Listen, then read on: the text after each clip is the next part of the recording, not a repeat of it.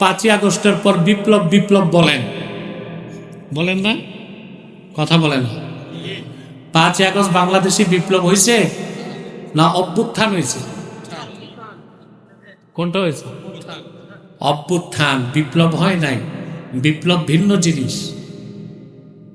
অভ্যুত্থান হয়েছে, অভ্যুত্থানে আপনারা বিজয়ী হয়েছেন।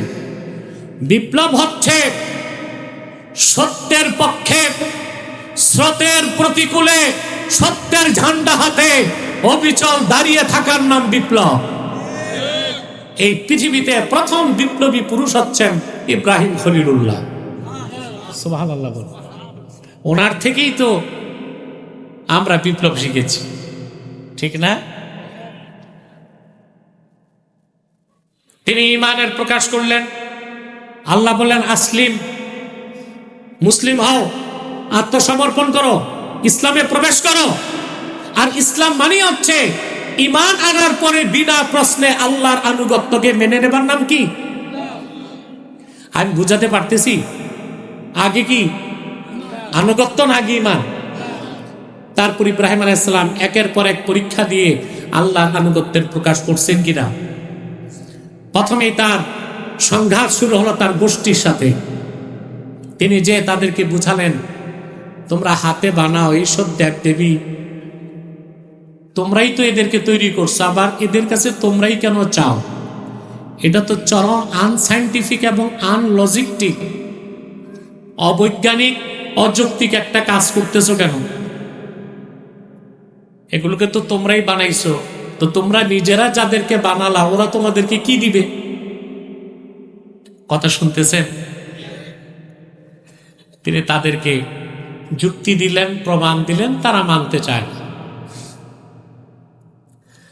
হযরত ইব্রাহিম বললেন, ওয়াতাল্লাহি লা আকিদান্না আসনামাকুম বা'দা আন তুওয়াল্লু মুদবিরিন। আমার কথা তো শুনলা না? আল্লাহর কসম, তোমাদের এই হাতে বানানো খোদা নামের বেহুদাগুলোর ব্যাপারে আমি চূড়ান্ত সিদ্ধান্ত নিব। ওরা সব বাড়ি গেছে। তিনি একটা কুঠার হাতে দিলেন, নিয়ে ফাজআলাহুম জুদাদান ইল্লা কাবীরান লাহুম লাআল্লাহুম ইলাইহি ইয়ারজিউন। তারপরে কুঠার একটা নিয়া এ হাতে বানানো খোদা নামের বেহুদাগুলোকে তিনি ভাঙতে লাগলেন। সুবহানাল্লাহ বলবেন না? ইব্রাহিম আলাইহিস সালামের সাথে কি পলিটিক্যাল ফোর্স ছিল? জোরে বলেন। লোকলস্কর, সহযোগী, একজন বন্ধু? এটার নাম না বিপ্লব? এটার নাম কি? তিনি সম্পূর্ণ স্রোতের প্রতিকূলে দাঁড়িয়ে তাওহীদের পক্ষে বিপ্লবের ডাক দিলেন। ফাজআলাহুম জুদাদা, ওদের হাতে বানানো সব দেবদেবীকে টুকরা টুকরা করে মাটির সাথে মিশিয়ে দিলেন, আর বড়টার গর্দানে কুড়ালটা, কুঠারটা ঝুলাই দিলেন, যেন তারা জিজ্ঞেস করলে তিনি পাঠাতে পারেন। বড় যে আছে ওইটারে জিজ্ঞেস করুন কে করছে এগুলো।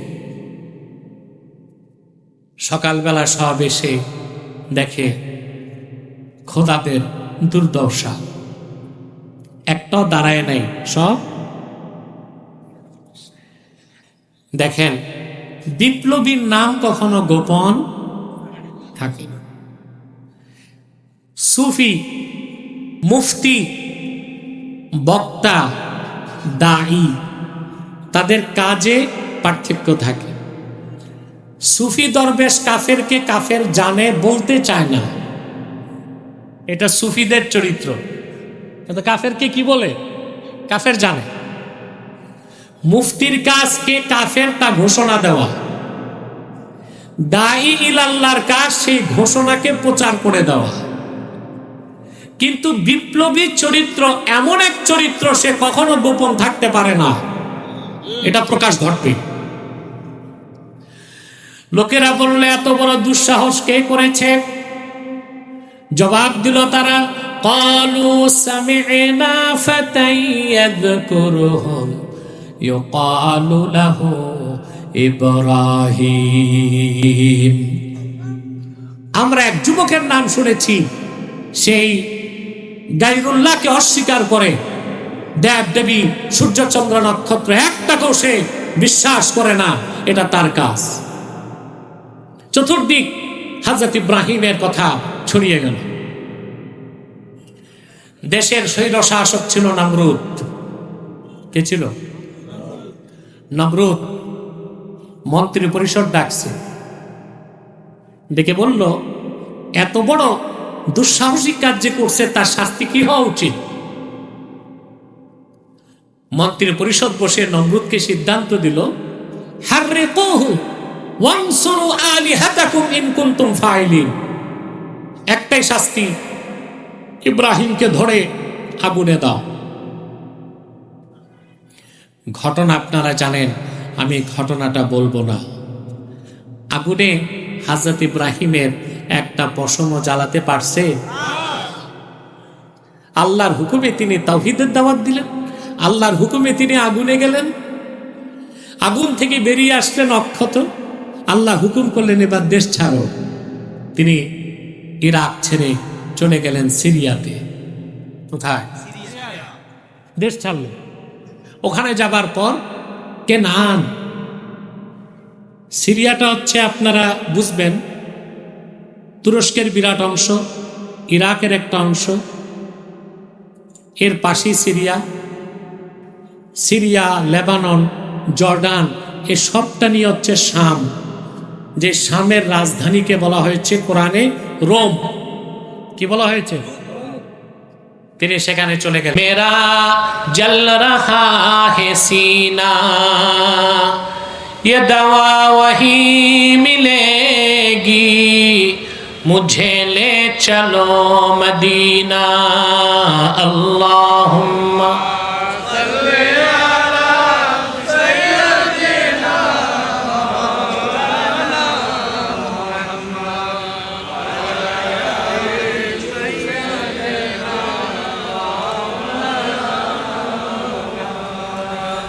मदीने की हवा से जन्नती बू आती है, खा के पाके मदीना में नूर जन्नत चमकती है। अल्लाहुम्मा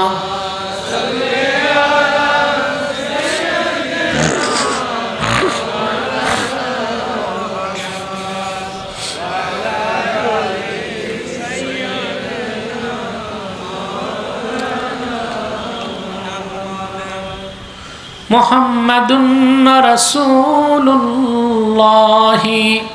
सल्लल्लाहु अलैहि वसल्लम खतमल्लाहु बिहिन नुबुव्वा व हकमन ला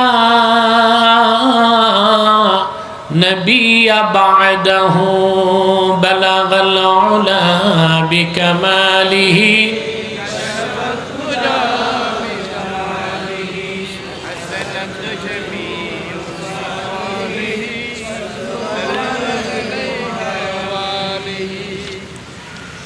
তাহরিকে খাতমে নবুয়ত বাংলাদেশ চট্টগ্রাম মহানগর আহ্বায়ক কমিটির উদ্যোগে আয়োজিত আজকে দ্বিতীয় বার্ষিক ইসলামী মহাসম্মেলনের সম্মানিত সভাপতি জনাব হাজি মোহাম্মদ আলী হোসেন আরিফ সওদাগর, বারাকাল্লাহু ফি উমরি, হাজারাত উলামায়ে কেরাম, তুলাবায়ে এজাম, চরম ব্যস্ততার মধ্যেও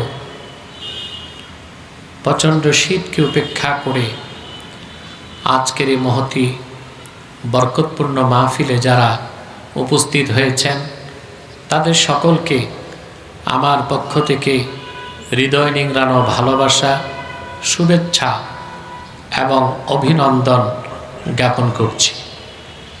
সবটুকুন শুকরিয়া আল্লাহ সুবহানাহু ওয়া তাআলার জন্যে, যিনি আজকের এই বরকতপূর্ণ মাহফিলে আমাদেরকে আসার ও বসার তৌফিক মেহেরবানি করে ভিক্ষা দান করেছেন।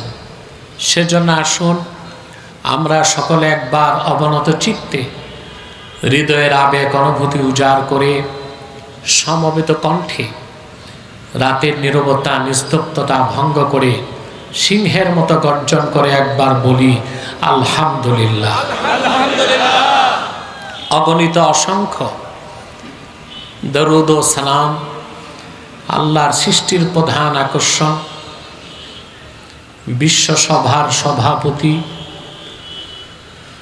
সকল নবী রাসূলগণের মাথার তাজ, শামসুল হিদায়াত, বদরুদ্দুজা, সৈয়দুস সাকালাইন, ইমামুল মুরসালিন, খাতামুন নবিয়্যিন ওয়াল মুরসালিন, আফতাবে নবুয়ত, শাহনশাহে রিসালাত, সরকারে দো জাহাঁ, সুলতানুল মদিনা, নবিয়ুল আম্বিয়া, হুজুরে আকরাম, নূরে মুজাসসাম, নূরুন আলা নূর, সাইয়্যিদিনা হাবিবিনা শফিঈনা মাওলানা মুহাম্মদ সাল্লাল্লাহু আলাইহি ওয়াসাল্লামার উপর আল্লাহ তাবারাকা ওয়া তাআলা যাকে আজ থেকে প্রায় ১৫০০ বছর আগে প্রেরণ করেছেন সর্বশ্রেষ্ঠ ও সর্বশেষ নবী ও রাসূল হিসেবে, যার পরে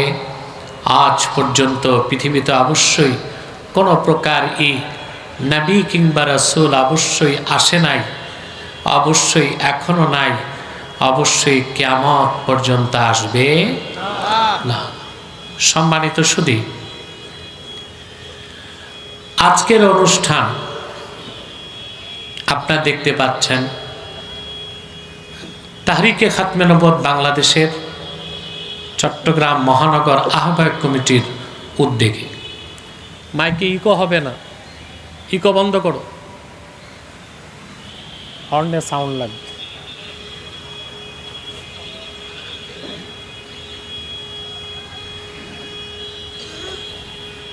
খাতমে নবুয়তের আন্দোলন সবচেয়ে বড় আন্দোলন, আর খাতমে নবুয়তের জিহাদ সবচেয়ে বড় জিহাদ। আজকে খুব সংক্ষেপে কিছু কথা বলবো। ঈমান এবং ইসলামের পরিচয় আপনাদের সামনে তুলে ধরব ইনশাআল্লাহ। আপনার আমার থেকে একটু দূরে জোরে বলেন ইনশাআল্লাহ। আমার দেশে অধিক সংখ্যক লোক ঈমান ও ইসলাম সম্পর্কে অবগত নয়। পিতৃসূত্রে তারা মুসলমান হয়েছে, এর জন্য ঈমানের পূর্ণাঙ্গ পরিচয়, ইসলামের পূর্ণাঙ্গ পরিচয় অধিকাংশ মুসলমানেরই জানা নেই। পক্ষান্তরে বিভিন্ন বাতিল ফেরকা ঈমান ও ইসলামের বিপক্ষে, সহিহ আকীদার বিপক্ষে জনসমাজে বিভ্রান্তি সৃষ্টি করছে, যে কারণে মানুষ ইচ্ছায় হোক অনিচ্ছায় হোক পথচ্যুত হয়ে বিভ্রান্তির দিকে ধাবিত হচ্ছে। বলেন নাউজুবিল্লাহ। ভূমিকাতে একটি কথাই বলবো,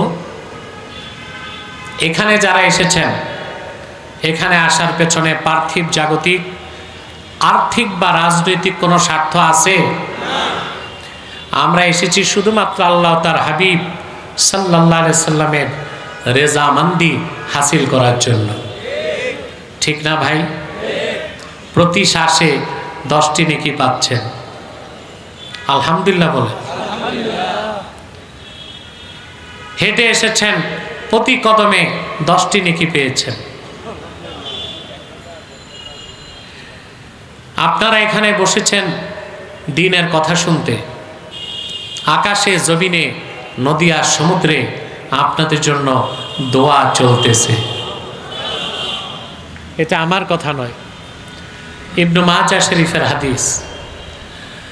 আল্লাহর হাবিব ইরশাদ করেছেন, আমার উম্মতের কোন মুমিন যখন দ্বীন শেখার জন্য বের হয়, ওয়াস্তাগফিরু লাহু মান ফিস সামাওয়াতি ওয়াল আরদ, আকাশ এবং জমিনে আল্লাহর যত সৃষ্টি আছে প্রতিটি সৃষ্টি আমার সেই উম্মতের জন্য আল্লাহ রাব্বুল আলামিনের কাছে গুনাহ মাফের দোয়া করে। আপনাদের জন্য দোয়া চলতেছে আকাশে জমিনে নদী আর সমুদ্রে, বলেন সুবহানাল্লাহ।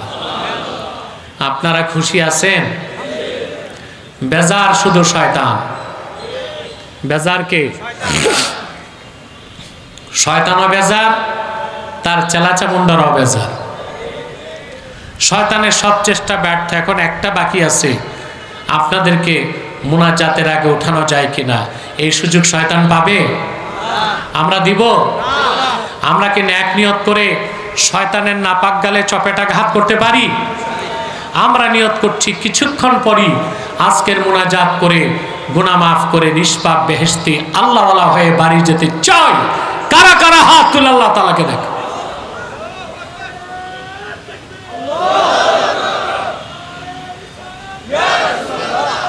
সাউন্ড অ্যাডজাস্ট করতে হবে, চিকন হবে। আল্লাহ কবুল করুক, আল্লাহ মঞ্জুর করুক, বলুন আল্লাহুম্মা আমিন। আল্লাহ তাআলা সূরাতুল বাকারাতে তার হাবিব মুহাম্মদ সাল্লাল্লাহু আলাইহি ওয়াসাল্লামের উপর অবতীর্ণ কোরআনে সূরাতুল বাকারাতে মুমিনদেরকে ডাক দিয়ে বলেন, ইয়া আইয়ুহাল্লাযীনা আমানু দুখুলু ফিস-সিলমি কাফাহ ওয়া লা তাত্তাবি'উ খুতুওয়াতিশ-শাইতান ইন্নাহু লাকুম আদুউম মুবিন। ঈমানদারগণ, বিশ্বাসীগণ, তোমরা পরিপূর্ণভাবে ইসলামে প্রবেশ করো। খুব মনোযোগ দিয়ে শুনতে হবে। মনোযোগ আছে তো? কাফের মুশরিকদেরকে আল্লাহ বলেন নাই ইসলামে ঢুকো, ঈমানদার মুমিনদেরকে বলেছেন ইসলামে প্রবেশ করো। কোরআন কারীমের কোথাও কোনো কাফের মুশরিককে আল্লাহ তাআলা মুসলিম হতে বলেন নাই, ইসলাম প্রবেশ করতে বলেন নাই। কাফের মুশরিক অবিশ্বাসীদেরকে তিনি বলেছেন ঈমান আনো, আর ঈমানদারদেরকে বলেছেন মুসলিম হও। কাফের মুশরিক অবিশ্বাসীদেরকে আল্লাহ বলেছেন ঈমান আনো, আর ঈমানদারদেরকে আল্লাহ বলেছেন মুসলিম হও। সুবহানাল্লাহ। তাহলে বোঝা যাচ্ছে আগে ইসলাম না আগে ঈমান? কথা বলেন, আগে কি? ঈমান না এনে দাড়ি টুপি জুব্বা কুর্তা নামাজ রোজার মাধ্যমে মুসলমান হবার কোনো সুযোগ নাই। আগে ঈমান, তারপরে ইসলাম। সুবহানাল্লাহ। যেমন আল্লাহ রাব্বুল আলামিন বলেন, ইয়া আইয়ুহাল্লাযীনা আমানুত্তাকুল্লাহা হাক্কা তুকাতিহি ওয়া লা তামুতুন্না ইল্লা ওয়া আনতুম মুসলিমুন। আল্লাহ পাক বলেন, ঈমানদারগণ, তোমরা আল্লাহ রাব্বুল আলামিনকে যথাযথ ভয় করো আর পরিপূর্ণ মুসলিম না হয়ে মৃত্যুকে আলিঙ্গন করো না।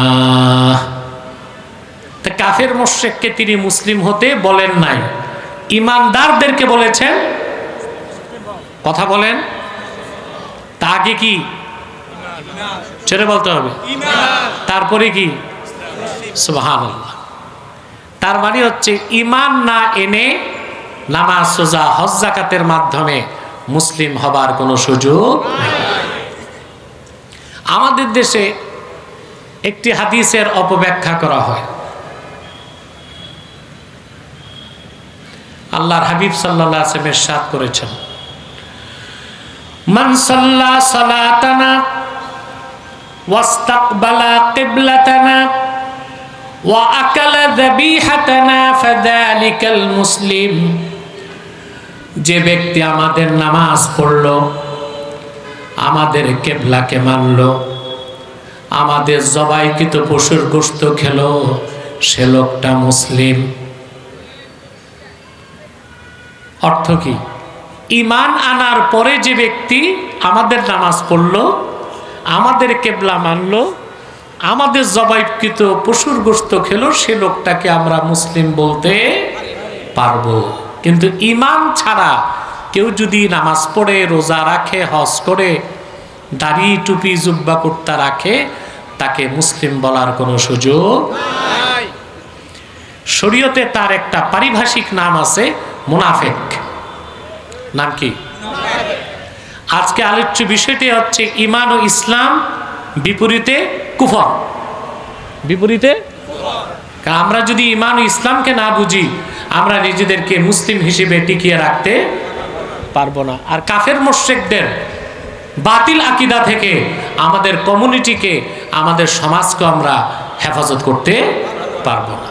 তাহলে আগে হচ্ছে ঈমান, তারপরে কি? আমি একটা দৃষ্টান্ত দিচ্ছি হযরত ইব্রাহিম আলাইহিস সালামের।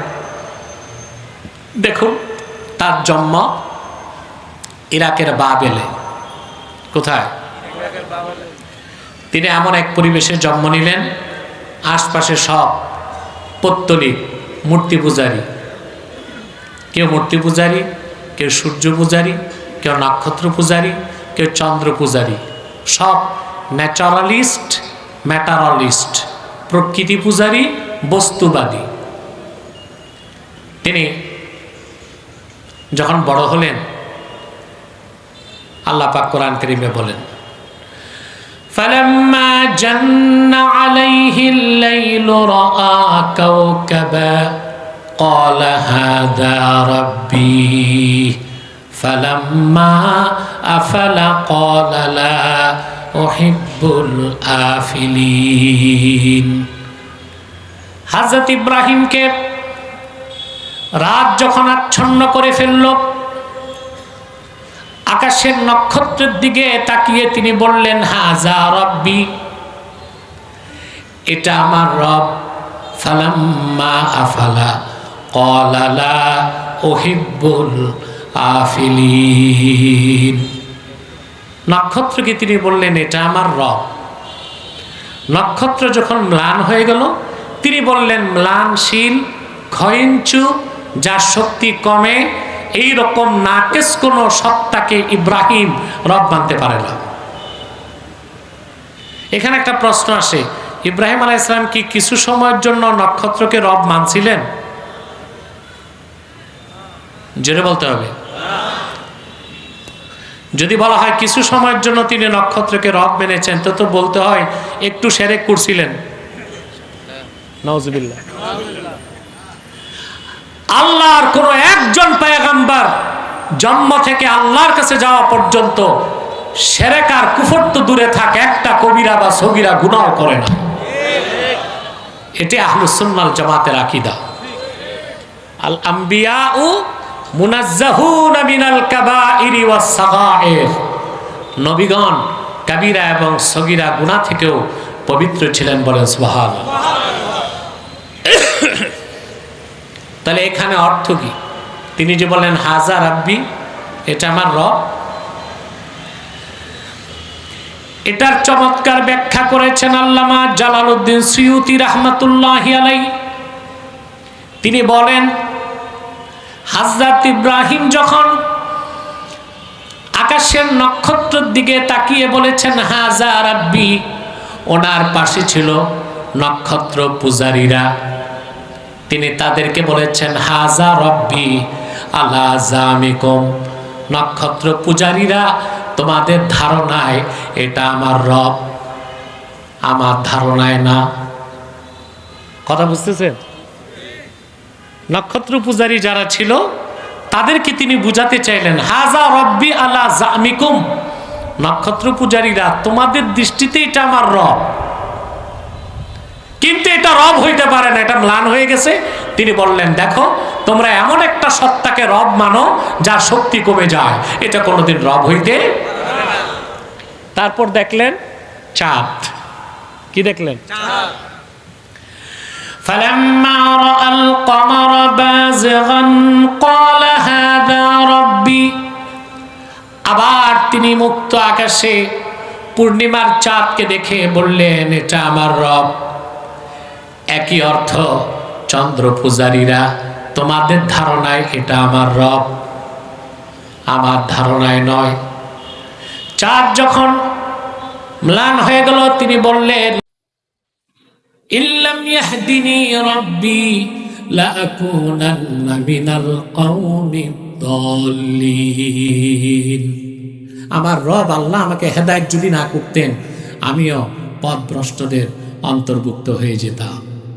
তারপর তিনি দেখলেন সূর্যকে। কি? আল্লাহ পাক বলেন, ফালাম্মা রাআশ শামসা বাযিগাতান ক্বালা হাযা রাব্বি হাযা আকবার। তিনি যখন আবার সূর্যকে দেখলেন, তিনি বললেন, এটা আমার রব, এটা বড়। সূর্যটাও ডুবে গেল। তিনি বললেন, চাঁদ সূর্য নক্ষত্র একটা রব নয়। শোনো রবকে, ইন্নী ওয়াজ্জাহতু ওয়াজহিয়া লিল্লাযী ফাতারাস সামাওয়াতি ওয়াল আরদা হানিফান ওয়া মা আনা মিনাল মুশরিকিন। এই একটাও রব না, আমি মুখাপেক্ষী হলাম সে মহান সত্তা আল্লাহ, যিনি আকাশ জমিন সূর্য চন্দ্র নক্ষত্র সব কিছুকেই সুনিপুণ দক্ষতায় সৃষ্টি করেছেন, যার কোনো শরীক নাই। এর মাধ্যমে ইব্রাহিম আলাইহিস সালাম প্রকাশ করলেন ঈমান। কি? জোরে বলেন। এরপরে আসলো ইসলাম। সুবহানাল্লাহ বলেন। আল্লাহ তাকে ডাক দিয়ে বললেন, ওয়া ইয ক্বালা লাহু রাব্বুহু আসলিম। মুহাম্মদ সাল্লাল্লাহু আলাইহি সাল্লাম, আপনি স্মরণ করুন, ইব্রাহিমের রব আল্লাহ যখন ইব্রাহিমকে ডেকে বলেন, ইব্রাহিম আসলিম, তুমি মুসলিম হও। সুবহানাল্লাহ। হযরত ইব্রাহিমের আগে প্রকাশ হলো কি? জেনে বলতে হবে। তারপরে আসলো কি? ইসলাম। ইসলাম শব্দের অর্থ কি? ইমাম রাজি বলেছেন, ওয়া আসলুহু মিনাস সিলমে হুয়াল ইনকিয়াদুজ যাহির মা শারতে ইনকিয়াদিল বাতিন। ঈমান আনার পরে আল্লাহর আনুগত্যকে বাহ্যিকভাবে বিনা প্রশ্নে মস্তক নত করে মেনে নেবার নাম ইসলাম। ঈমান আনার পরে আল্লাহর হুকুমের সামনে মস্তক নত করা কি? সুবহানাল্লাহ বল। তারপর শুরু হলো হযরত ইব্রাহিমের আনুগত্যের পরীক্ষা। কতগুলো পরীক্ষা দিয়েছেন ইব্রাহিম আলাইহিস সালাম, আপনারা তা জানেন। প্রথম পরীক্ষাই ছিল তার, তিনি বিপ্লব করেছেন। কি করেছেন? আপনারা তো 5ই আগস্টের পর বিপ্লব বিপ্লব বলেন, বলেন না? কথা বলেন। 5ই আগস্ট বাংলাদেশে বিপ্লব হয়েছে না অভ্যুত্থান হয়েছে? কোনটা হয়েছে? অভ্যুত্থান। বিপ্লব হয় নাই। বিপ্লব ভিন্ন জিনিস।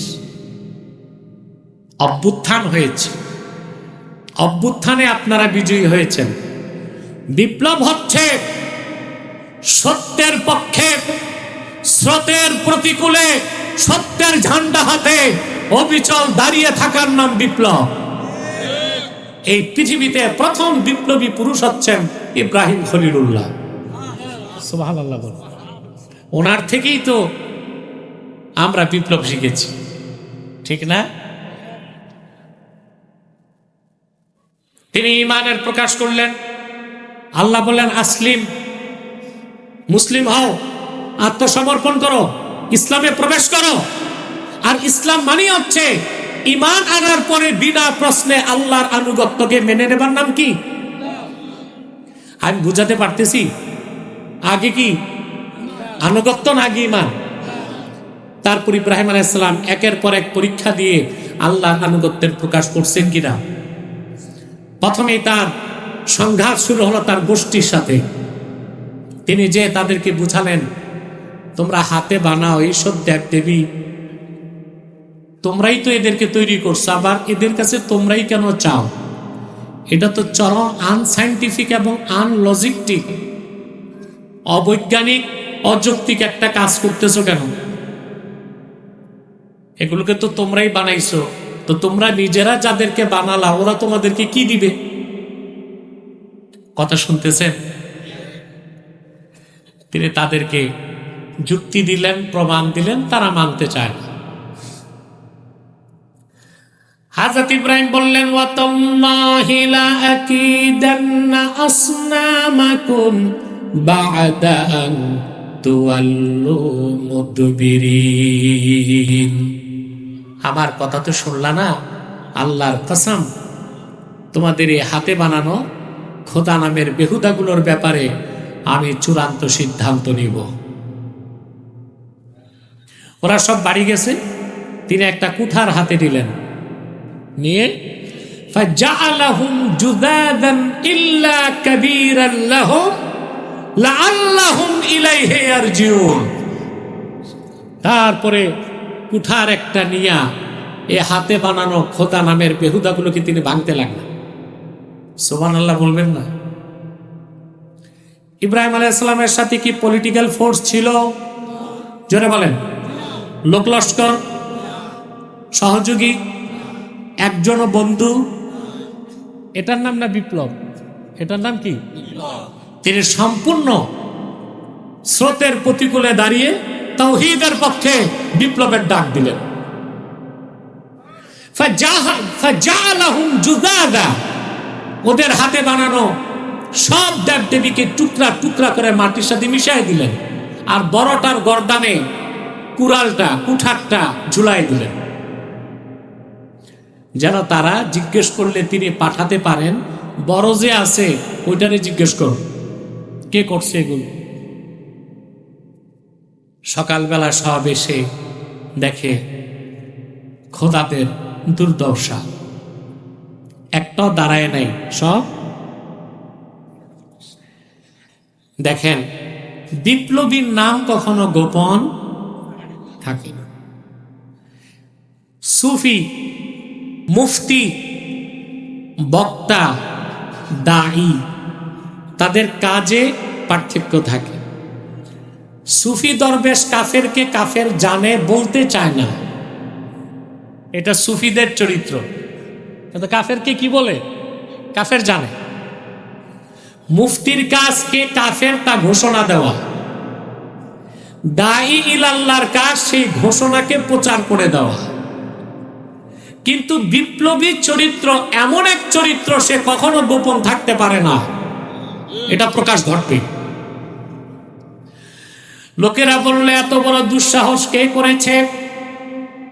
জবাব দিল তারা, ক্বালু সামি'না ফাতান ইয়াযকুরুহুম ইউকালু লাহু ইব্রাহিম। আমরা এক যুবকের নাম শুনেছি, সেই গায়রুল্লাহকে অস্বীকার করে, দেব দেবী, সূর্য চন্দ্র নক্ষত্র একটাকেও সে বিশ্বাস করে না, এটা তার কাজ।